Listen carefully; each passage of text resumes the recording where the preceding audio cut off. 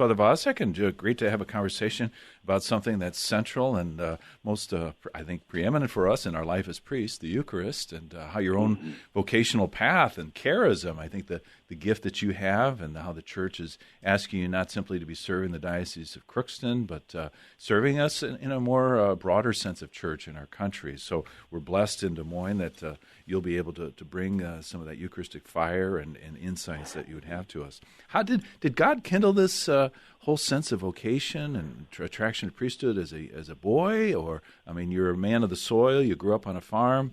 Was this something that was woven into that, or did this happen later on?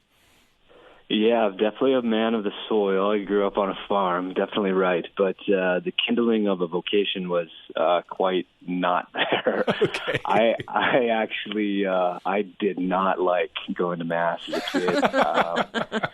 I was bored out of my mind. I was very active, very rambunctious. Still am. You sound like a guest we had a few weeks ago, Chris Stefanik, that similar experience. Sure.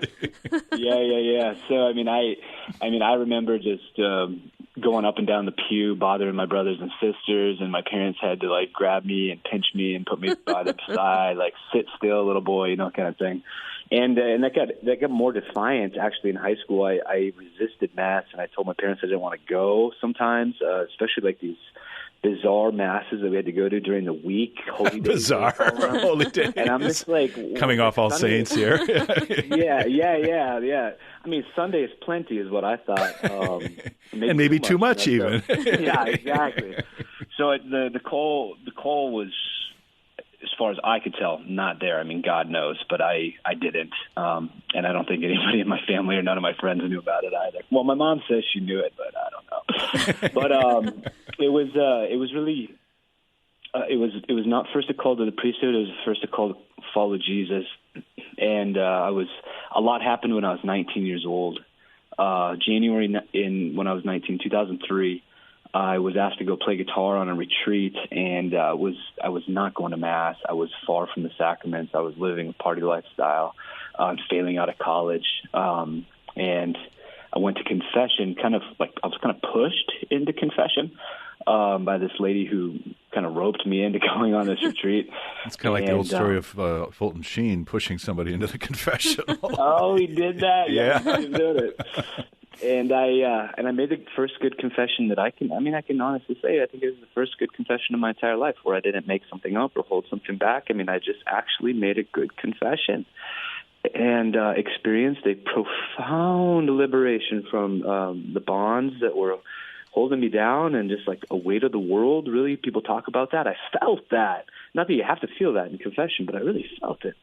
So that was the first thing. And then I decided from there that I was going to live for Jesus. And it was a couple months later. I was at Mass, an evening Mass, and as the priest was at the altar, he paused for a moment between the preface and the Eucharistic prayer and just commented on what was going to be happening at the altar. I didn't hear a word he said. I just know that he paused there. And as he was speaking about whatever he was saying, what was experienced inside of me was, this is what I want you to do. And I was like, be a priest? No way. Not no way, I don't want to do it, but no way, I can't believe you asked me because I was such a loser a couple months ago. I was so far from you a couple months ago, So this is just you got to be kidding me. And people around you in church are you talking to yourself, man? What's going on? Yeah, exactly. So then I was in the seminary that fall. I mean, it was genius. Wow. It was in March invitation and August application, and I was in the seminary.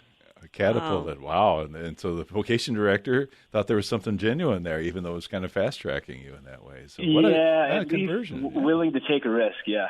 Okay. And again, it's a process. So, one starts, that first phase of things. So, well, and marvelous. And so kind of fast-forwarding because, we wanted to talk about the Eucharistic Revival and all your role in that. But do you think that background, and by the way, you've probably just given hundreds or thousands of parents encouragement and hope here as they struggle to communicate faith to their own young people. But how, your work with college students, particularly athletes at the University of Mary, and you had entrusted over 400 athletes there.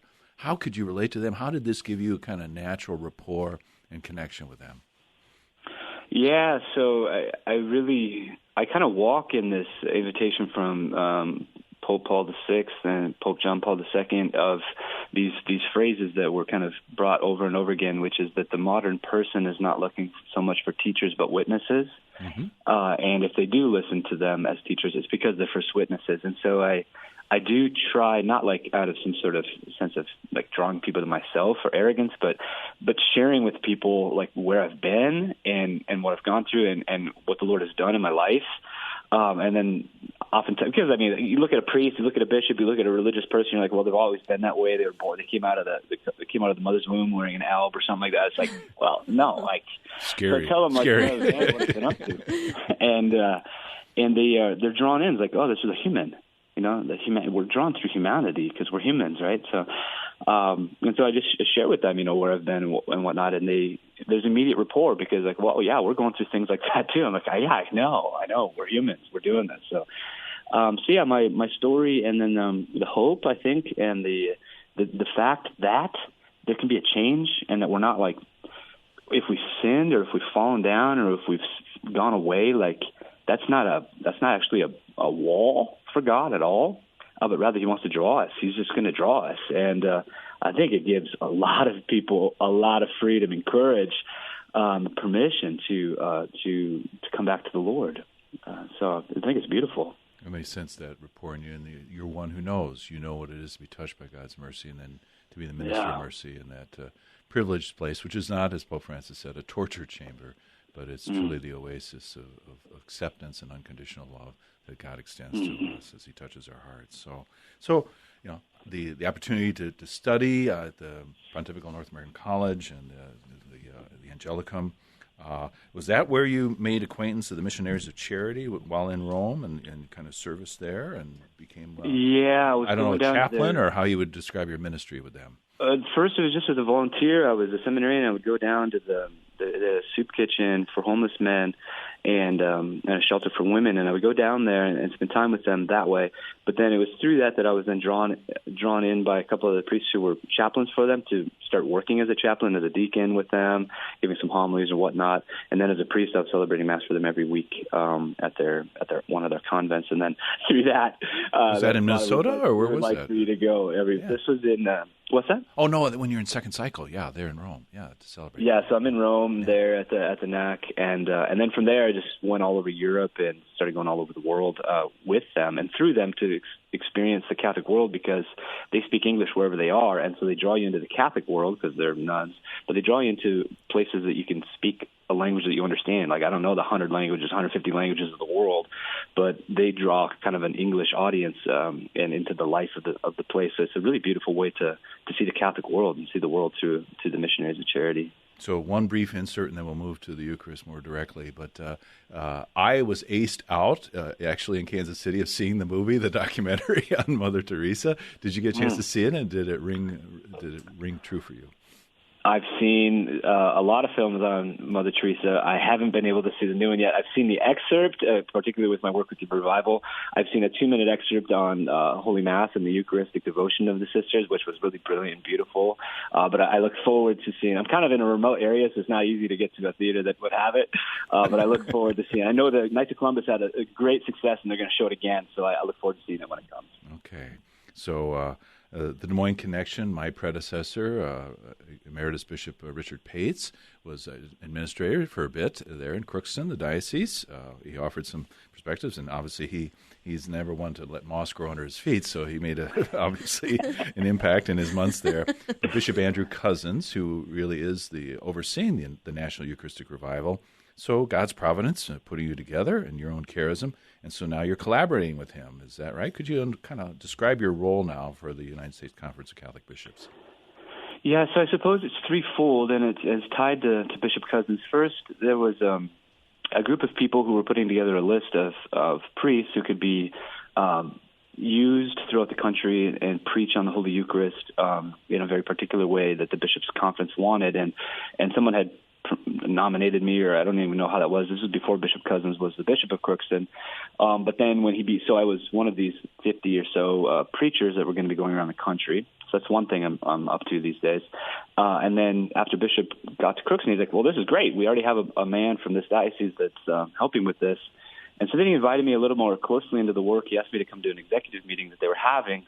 And then, and it was really a brilliant weekend with a number of collaborators around the country working on the revival. And then I was asked to step onto that committee officially, so on the national executive team. And then from that, there was one priest who was appointed to work especially for the revival, and that was his full-time task. Well, then he got kind of bumped up at the bishops' conference to oversee a different area. And so they were left with a little bit of a gap, and Bishop said, "Well, you're already doing these things. Why don't we have you do that?" So it's just kind of continued that way. So threefold. I'm a preacher that goes around the country at people's invitation, and I work on the national strategy for the revival as far as it is a national movement. And then I work full time on the day-to-day collaboration and execution of various things on behalf of the revival.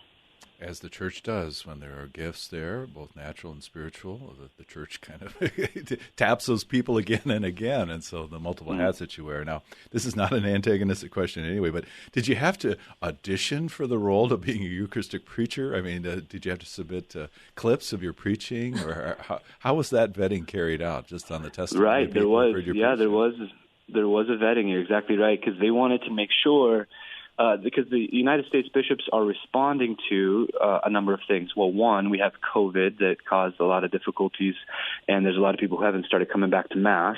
But also there's these disturbing results of different polls, and I know people are working on making sure those are accurate and whatnot, but still kind of disturbing results on the lack of understanding of the true presence of Christ in the Eucharist, or a lack of understanding of what the Catholic Church actually teaches, or things like this. So they wanted to make sure that they had priests who could clearly communicate what the Church clearly teaches. And so they did a background of different ways and looked into their lives and their preaching and their theological education. And then we all gathered. It was really, really beautiful. We all gathered in Chicago, the 50-plus preachers, and we were able to go through the bishop's document, The Mystery of the Eucharist and the Life of the Church, and look at sacrifice, look at real presence, look at communion, look at our response, and to look at what the bishops have signed off on. Overwhelmingly majority of the bishops saying this is a good document. And they're like, okay, study this. And then we had some teaching from some of the bishops on here's how we would ask for you to share this, so that there's kind of a common voice of the teaching of the Church. So we did that together. So not only a vetting, but then a formation, which was really beautiful, and time of prayer. So it was really exceptionally done, and I'm delighted to be able to assist with it. Yeah, and thank you for mentioning that document. And again, where the bishops were last year and the trajectory from June to November, I think is truly a work of the Holy Spirit. I'm not patting myself on the back in any way, but I just think collectively, and of course the work of Bishop Kevin Rhodes of Fort Wayne South Bend, and the whole Committee on Doctrine that prepared that.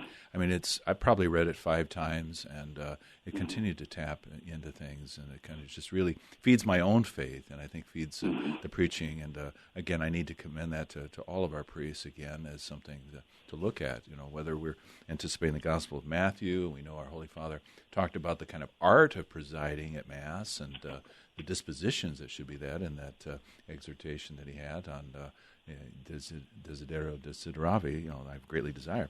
But marvelous. I mean, this is really encouraging to hear this. I mean, in some ways, every priest should be a Eucharistic missionary, right? Able to unfold this, right? And that this is kindling their own vocation, but their great love. But I think it's fitting and just that we have designated people, because I think there's that sense, too, of being sent out, and that's certainly for diocesan, but then the broader church. And let's face it, there's a human dynamic that our receptivity is somebody who comes to us from somewhere else. And I think that's going to be a great blessing for us in the Diocese of Des Moines.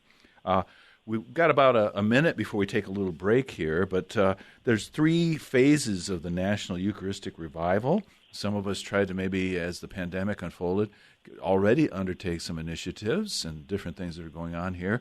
We were blessed to have a kind of a moment of Eucharistic renewal. We had a procession downtown in Des Moines that probably gathered about 400 people on a late August Sunday. And it was truly inspiring. Some people said this has been the most beautiful moment in their life as a Catholic, awesome. And others just really build up the brothers and sisters. But so Parish Revival, and then looking on this trajectory, but I can see as the the clock is ticking here that I've set something up so broadly that we want to be able to kind of unfold that. But how on a national level, your role there and different parts that you've been. But I'm going to kick it over to Kelly, Father. Sorry to tease you and then push the pause button here. No problem.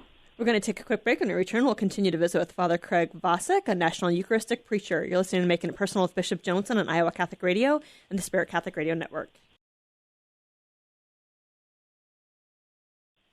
Welcome back to Making It Personal with Bishop Joensen. We are back with Father Craig Vasek, a National Eucharistic Preacher, who will be in the Des Moines area for a few events next week. So I want to be sure not to get crunched for time at the end of this last segment. So, Father Vasek, you're going to be engaging our faithful and others who maybe are struggling in their Eucharistic faith. Saturday, November 12th at St. Pius X Parish in Urbandale, where you'll explain the mysteries of the Mass.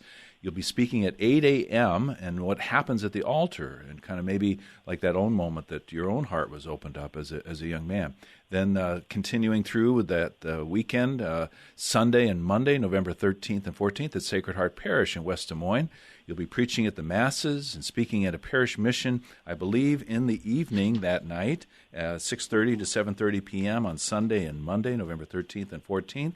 Talking about the mystery of the Eucharist, some miraculous conversions, and the power of the Mass and the Eucharist. And on Tuesday, November 15th, from 12 noon to 1 p.m. at St. Augustin in Des Moines, the Women's Mosaic Luncheon on unlocking the power of the Eucharist. So multiple sponsorships by the Veil Removed, Iowa Catholic Radio, and the parishes themselves. So back to the national movement and the three kind of phases of this and how you envision this unfolding in conjunction with Bishop Cousins and all who are involved in this. Yeah, so I'll start with kind of an image or a story that kind of encapsulates where we find ourselves.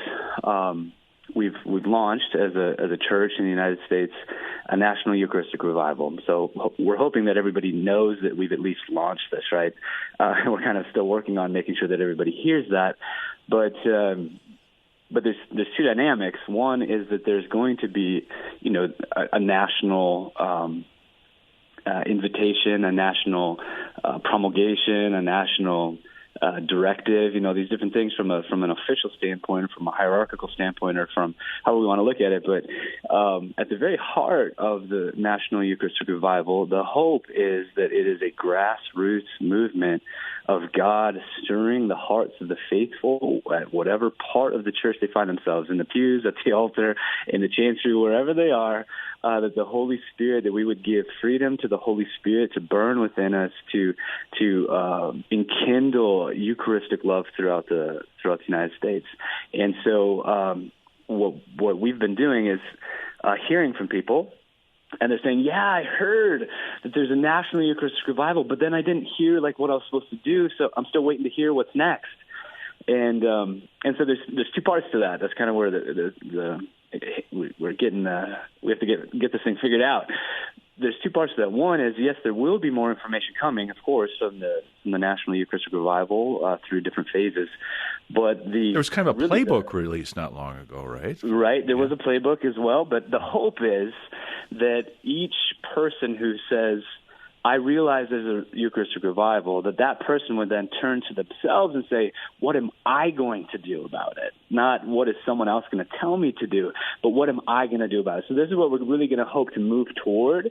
So the first year, and it's going to take time to get to that, right? So the first year is the diocesan phase. So that's why a lot of people in the pews maybe aren't hearing a whole lot, because we're working with bishops and diocesan offices to assist them in building the capacity to serve the parishes in the parish year. So the first year, diocesan year, kind of behind the scenes working with chanceries, bishops, various other persons. And then the second year, starting Corpus Christi next year, that's where it's going to be in the pews for sure. It's the parish year where dioceses, now having been equipped with some materials, thinking about it, strategizing for themselves, can now launch into the parishes, be at the service of the parishes to do whatever the parishes sense that they are able to do and want to do for a revival. In a particular way, Bishop Cousins continues to hearken this. We're hoping that during the parish year, any parishes that have small groups, that they would extend even more and more small group opportunities throughout that year for new waves of small groups to be bound together and to study the gift of the Eucharist in the life of the church, just in various ways, whatever resources they would want to use. Unfortunately, Father, about 15 seconds here, so and then right up though. I appreciate that, but then the last year culminates. And the last year culminates in a National Revival Congress in Indianapolis in 2024. Tremendous. So again, not the Bishop, Father Craig Vasek. Who knows someday what God has in store, but Saturday, November 12th, 13th, 14th through Tuesday the 15th, Father Craig Vasek, please be sure to avail yourself of this great anointing that will come upon the Diocese of Des Moines.